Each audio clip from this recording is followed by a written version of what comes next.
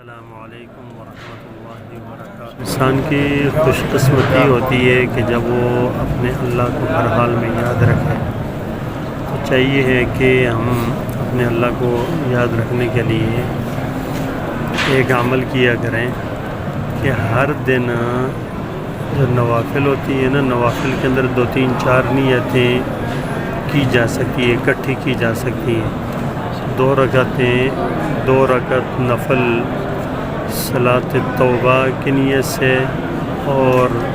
صلاۃ الحاجت کی نیت سے اور صلاۃ شکر کی نیت سے،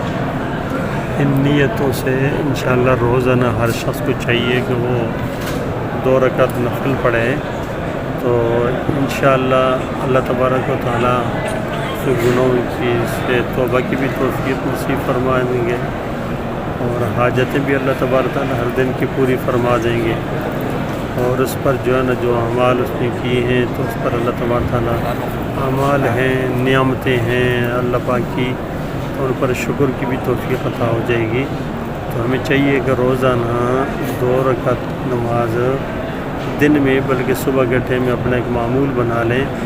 جس میں یہ 2 3 نیتیں انسان شریک کر لے، صلاۃ توبہ، صلاۃ الحاجت اور صلاۃ شکر۔ اللہ تبارک و تعالیٰ عمل کرنے کی توفیق عطا فرمائے۔